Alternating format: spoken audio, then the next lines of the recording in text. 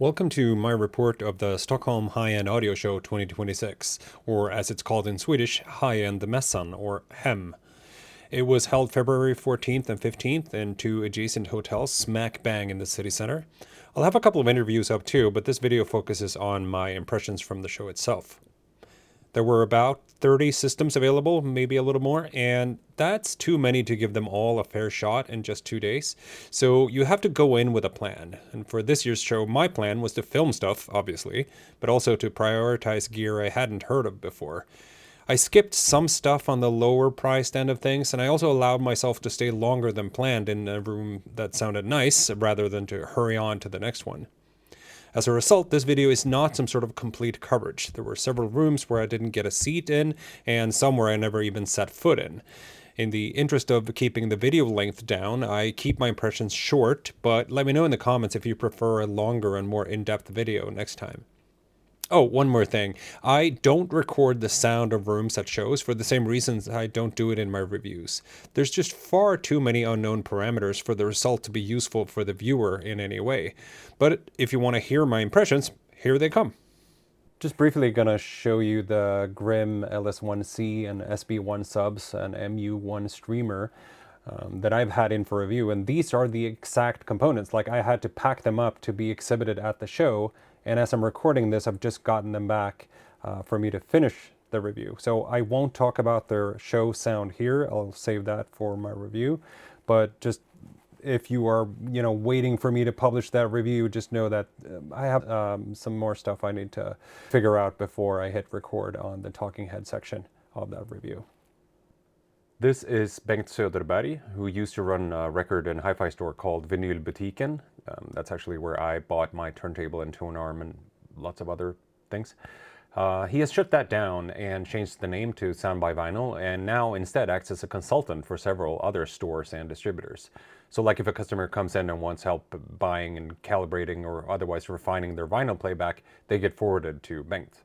He has this incredible ability to always get astonishing sound at shows, and his systems are pretty much never in the upper half of prices either.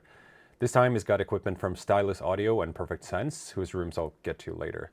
Speakers are from Chroma Atelier. The model is called Leonore with these funky looking Purify drivers, and it's got an Air Motion Transformer tweeter, or AMT for short. Turntables are on the left the Acoustic Signature Tornado, and on the right the J Sikora Aspire, both with their default arms.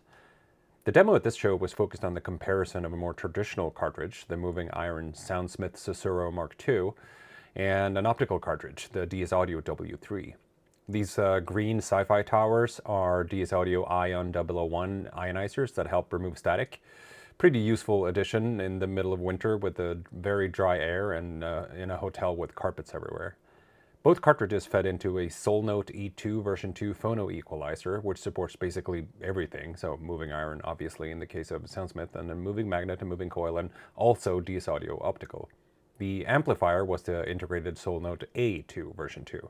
I've been very curious about the optical cartridges, but got that curiosity kind of dampened a bit here because I felt like the Soundsmith just sounded way better.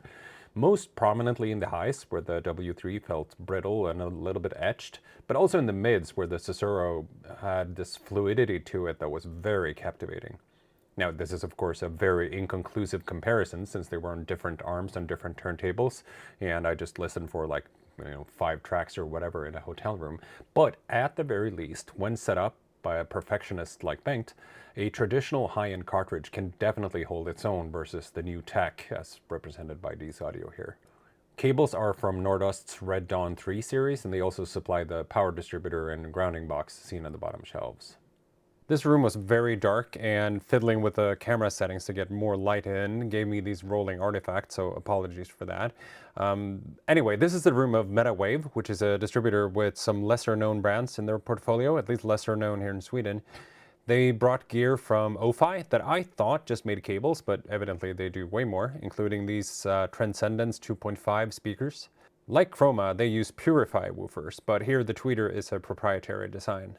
The very handsome looking amplifier is the Bonawatt Triton that I'd never heard of before, and they had 2 DACs they were alternating between, a Found Sound Davio Elite that I had also never heard of before, and an OFI streamer DAC. They also had an O5 power distributor and another one from Gigawatt, plus a switch from Reiki Audio. The rack is from ASOS Woodworking, which I had also never heard of before. I didn't listen for very long in here, so I don't have much of value to say, but my notes say the sound was very clean and open, projecting a big sound space. I think it's always fun to get exposed to lesser known gear at shows, and I kind of regret I didn't find the time to go back in here as I had planned to, but hopefully I get to hear this stuff again sometime soon. Super quick note on Regal Audio, a Swedish manufacturer that I want to do a proper interview with soon. I'm talking to him about doing that, I just haven't found the time. He demoed his DAC and his integrated amplifier that has support for DS Audio optical cartridges. So here is the second DS Audio W3 of the show. He played on his own speakers for the first time here, a pretty interesting open baffle design.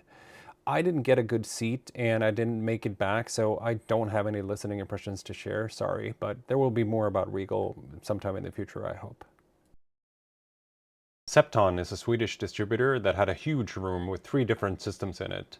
These massive Clipshorn AK6 speakers, that are something like 25,000 euro per pair, were fed by a Michi Q5 CD player into the brand new Audio Research LS3 preamplifier and S100 stereo power amplifier on the bottom shelf. A cool thing about the LS3 is that you can change the color of the display, which seems like a silly little thing, but that I really like for sort of matching the appearance of a system overall. I didn't sit down to listen for more than a single song here, since the treble was immediately and obviously bad in a straight up uncomfortable way. I have no idea why. I have to imagine these speakers can sound much better, but I felt it would be a waste of time to stay and suffer for longer. The smallest system in here was the also brand new Onkyo Icon series of electronics feeding the Klipsch Heresy 4.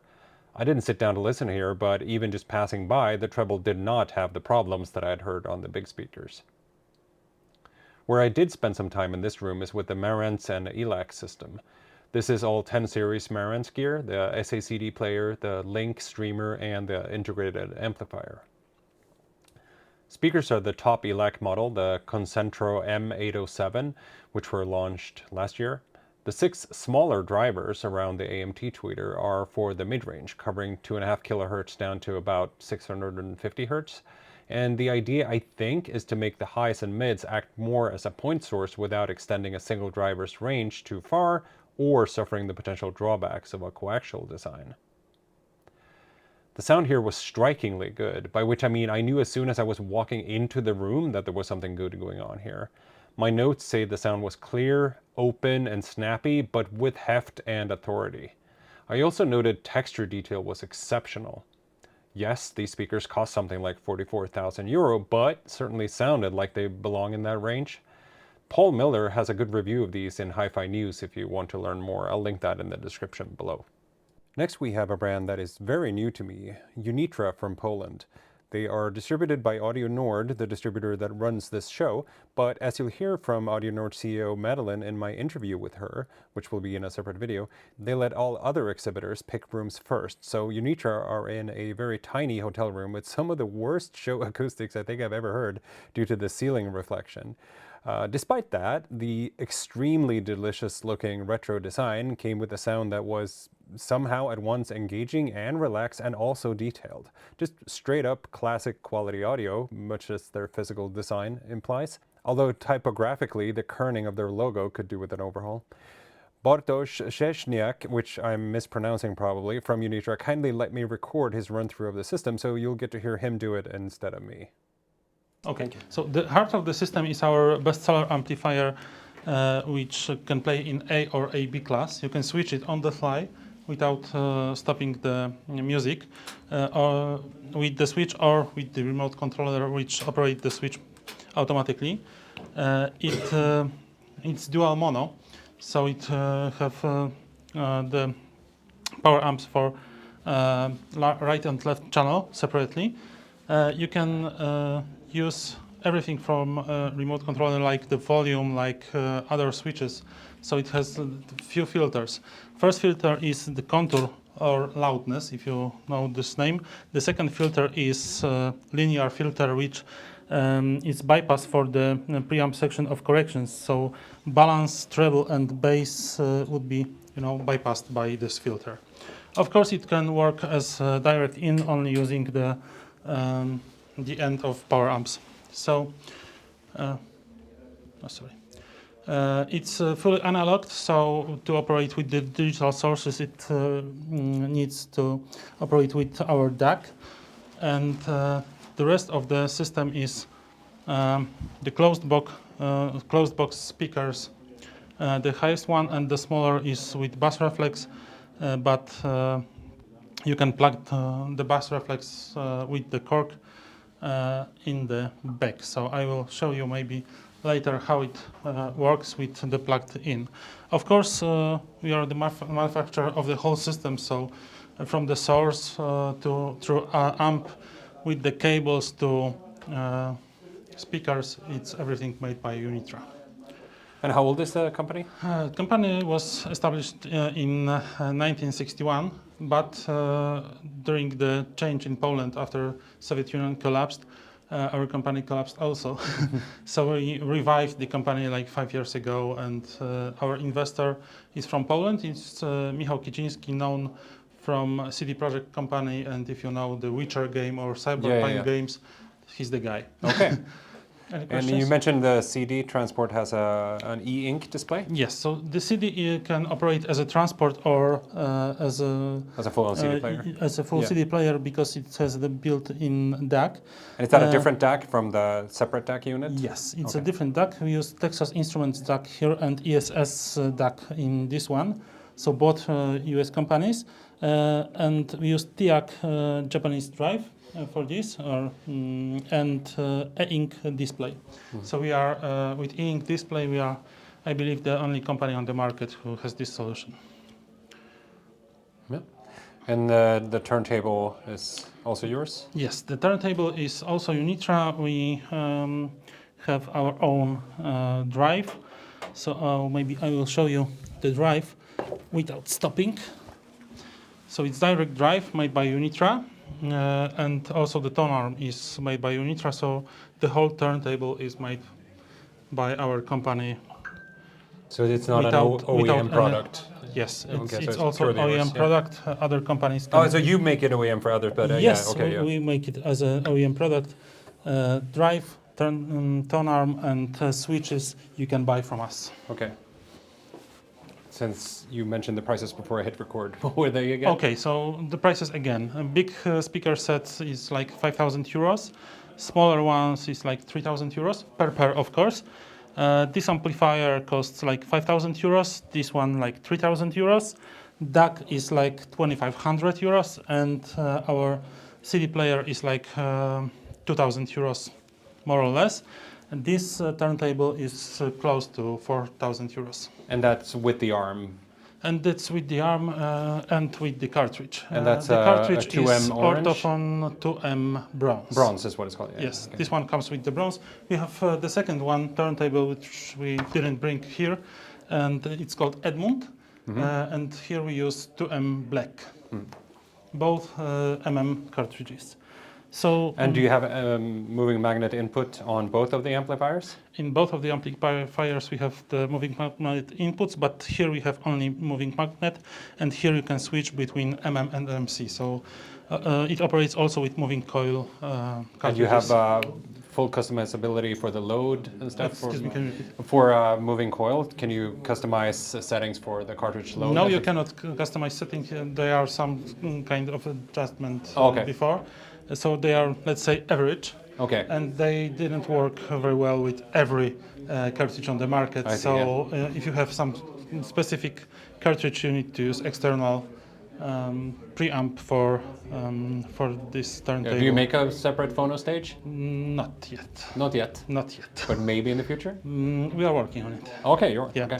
We are also working on the streamer and other solutions which I cannot... Yeah, I see there's an Ever Solo in here now. Yeah. Right now we are using streamer provided by our distributor. Yep. Okay. Thank you very much. Thank you very much. Once again, I was at a show where I wanted to audition headphones, but somehow managed to run out of time. I really need to prioritize this next time because I'm definitely due for a headphone upgrade. There were also accessories and records for sale, but thanks to my stoic restraint, I managed to not buy anything this time, even though a new stylus cleaner would have been good to have. Audio Concept is a store here in Stockholm, and they always get really good sound at shows. This year, the focus was on Bach for Mac, a series of extremely advanced DSP filters that I touched on briefly in my Dutch and Dutch 8C review, since those speakers support a basic version of this plugin.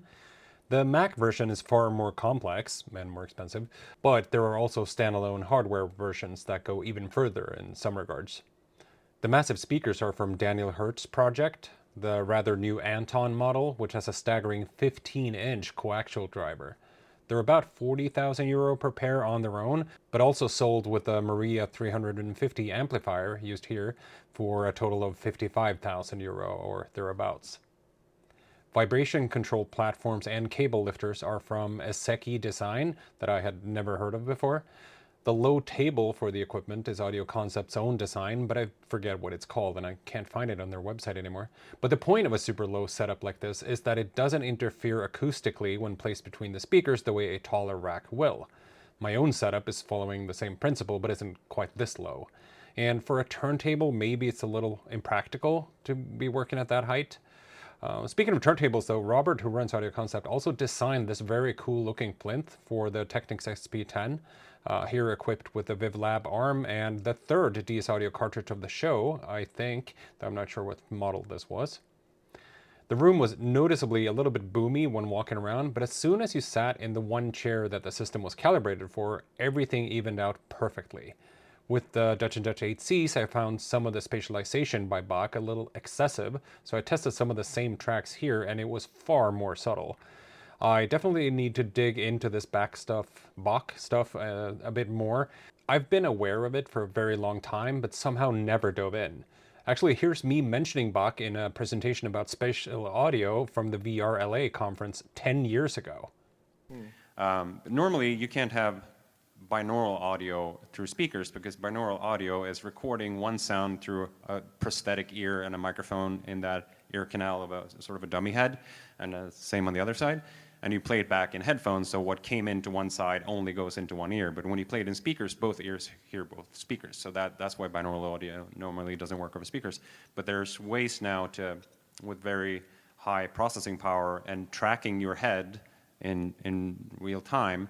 I think it's from Princeton University, a system called Bach 3D that they use a Kinect and track you, and then alter with a DSP, alter the output of the speaker so you can walk around and it sounds 3D from only two speakers. And you'll hear sound from outside of the speaker. So you have speaker here, speaker there, but sound coming from here. Perfect Sense had stuff in 5 rooms, I think, and in this one, they exhibited a slightly less stratospherically priced system than they have had at prior shows. The 15K-ish Euro Qualio IQ30 speakers, with this clear and very fingerprint-prone open baffle, are pretty striking, paired today with Canner amplification and the new Orender A1 15th anniversary streamer and DAC, which costs around €22,000, which had its Scandinavian premiere here. The little puck on the top is a very heavy vibration control thingamajig and or competition discus.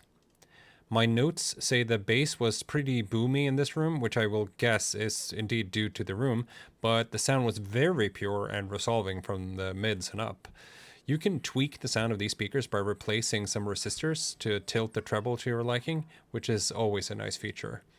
I ended up chatting a little bit more than listening, so I don't have a whole lot else to say, but the Canner amps could be interesting to review in the future.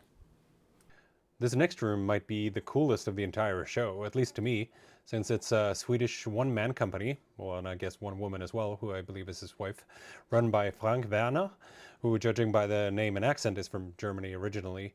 He builds a range of tube amps, but he also makes bespoke designs, literally built to order and adapted to each customer. They were adamant to point out that they don't subscribe to any audiophile voodoo and are strictly engineering driven, and you can read more about that on their website. They played CD exclusively, no streaming, using a prototype DAC, the silver box here, that relies on the old and rather legendary Philips TDA 1541 DAC chip, or 1541. Apologies if I got those facts wrong, but I think that's the chip he mentioned. When I was there, they were playing on the Aurora power amplifier, fed by what looks like a newer version of the Medea preamp that isn't listed on their website.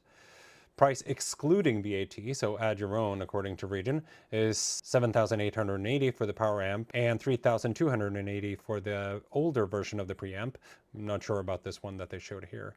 The big boy on the right is the Gaia amplifier, which is 28,000 euro, and again excluding VAT. The speakers look like some distant cousin of Vivid Audio and are from a Polish company called simply Horns. This was the Mummy Mark IV model, I think it's the Mark IV at least, that considering the sound seems to be an absolute bargain at what I believe to be around 8,000 euro per pair. The sound was deeply pleasing, super pure and exceedingly natural. Voices, acoustic guitars, flutes, everything sounded impressively rich and right. In the first row, so about 2 meters from the speakers, I could hear that the tweeter and woofer hadn't blended 100% perfectly, but I imagine this would have been slightly better a step further back, but that seat was taken every time I came in here. I think it's fantastic to see stuff like this at shows, since I would never encounter it otherwise. If you get a chance to listen to these amps, I wholeheartedly recommend you take it. Now we get to Stylus, which is a Swedish distributor that also operate a showroom here in Stockholm. I think they actually do direct sales as well for certain products, but don't quote me on that. The system this weekend was the most expensive at the show, I think at least, but not entirely insane by audio show standards. Speakers were the YG Acoustics Carmel 3, with a price somewhere just under 40,000 euros, but price here in Sweden has actually gone down due to the weakening dollar versus our currency. Amplification is Soul Note M3X monoblocks, which are like 25,000 euro a piece, so 50,000 for the pair. The preamp is also top-line Soul Note, the P3, which costs about 24,000 euro, I think. The turntable is Acoustic Signature Montana, 4 steps up from the Tornado that we saw the Soundsmith cartridge on earlier, and 4 down from the top in the very wide Acoustic Signature lineup. It's somewhere around 35,000 euro depending on configuration, and that does not include the tone arm, which is the TA5000, costing about 8,000 euro extra. The cartridge is the Vertere, how do you pronounce it? X-Trax, which costs around 7,000 euro, feeding the also Vertere, whatever pronunciation, Calon dual mono phono stage, which is about 20,000 euro. So that is the system that I heard, but they also had a digital source in the stunning looking Rune server from Hertz project, plus its optional isolation platform, and a Rockna Wavedream reference signature deck, that's a mouthful, and they cost 10,000 and 25,000 euro respectively. That puts the total system price at about 220,000 euro before I take into account all of the Nordost Valhalla, I think it's Valhalla, cabling that was in here as well. So let's just round it up to an even €250,000 euro for this whole system.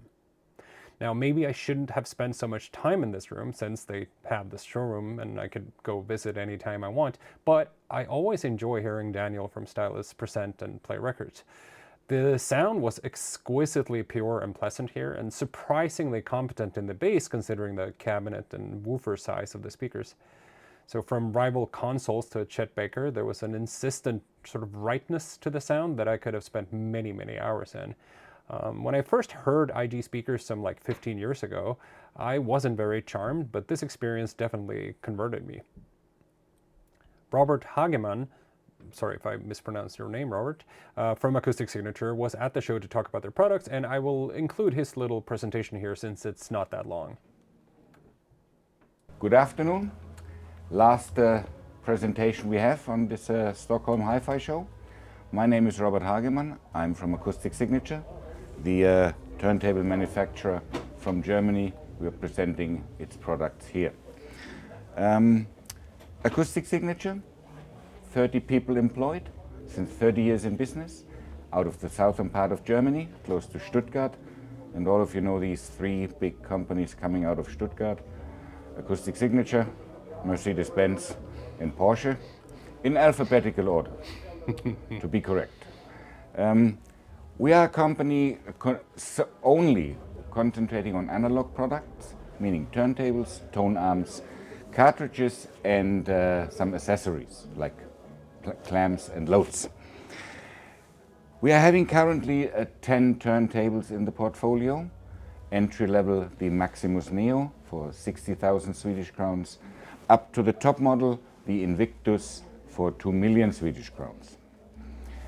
We are also having 7 tone arms in the portfolio, starting with the TA500 of about 15,000 Swedish crowns and finishing off with the TA10,000 of about 500,000 Swedish crowns.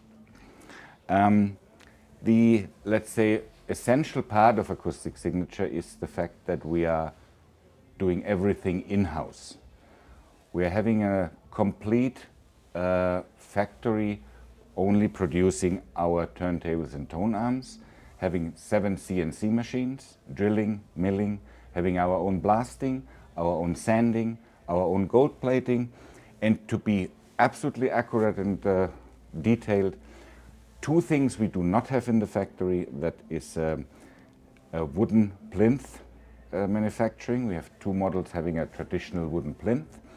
This is coming from a carpenter down the road in our little town of Süßen, Baden-Württemberg.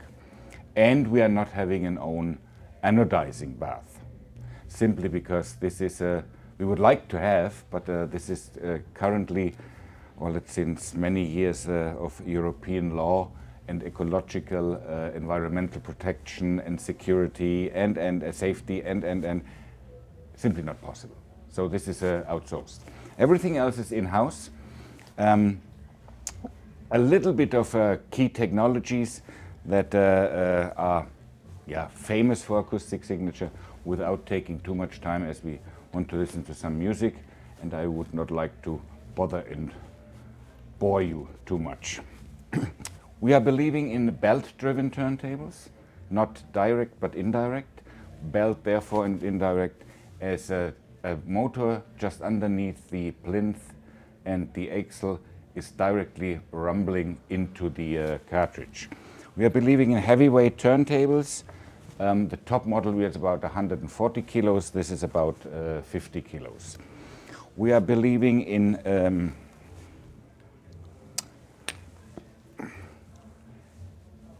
constrained layer damping. That means, translated into non-technology language, we are combining 2 different materials, like copper and aluminum. Not that this is an alloy, but we are combining them in terms of individual parts. By combining that, materials with different density, you are lowering the total resonance. So this is helping to reduce resonances. We have this on the clamps and loads as well as on the platter.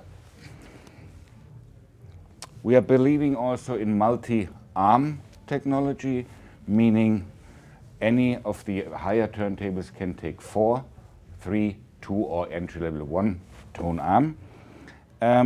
Why do we need 4 tone arms? People ask me. It's always like, well, high-end audio is a little bit like test and try, a little bit like playing around, a little bit like checking out what's possible. And we are having this 9-inch, 10-inch, 12-inch, MC, mono systems. Give customer choice.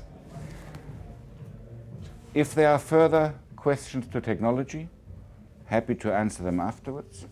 In the meantime, my colleagues from Stylus would start playing some music. Thank you very much for the attention. Hope you enjoy the show and have a good evening. Thank you. That's it for now. Interview videos coming a little bit later. Thank you, as always, for watching.